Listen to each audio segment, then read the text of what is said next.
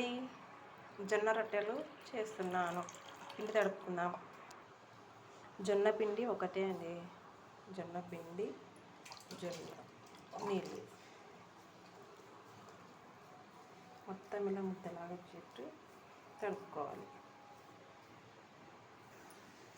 మొత్తానికి ఇలా తడుపుకోవాలండి. జొన్నపిండి ఏం వేసలేను ఇందులో, జొన్నలు ఒక్కటే వేసి గిన్నె దగ్గర పట్టించుకొచ్చిన.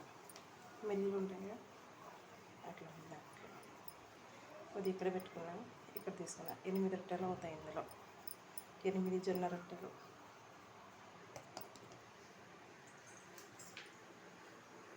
తీసుకొని ఇలా పొడి పిండి చల్లుకొని కొద్దిగా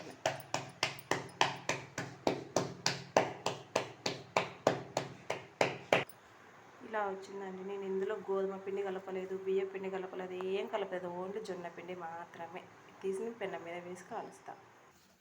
వేసిన రొట్టెకి ఇలా ఒక క్లాత్ తీసుకొని, బనియన్లు ఉంటాయి కదా, ఆ క్లాత్ తీసుకొని రొట్టె చుట్టూ ఇలా అనుకోవాలి. నీళ్ళు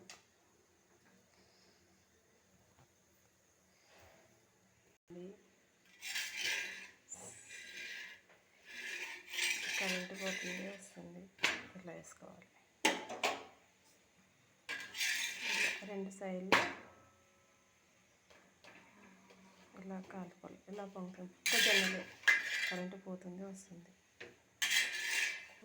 ఎలా పొంగింది మీరే చూడండి. ఇది ఫ్రెండ్స్ జొన్న రొట్టె. లైక్ చేసి సబ్స్క్రైబ్.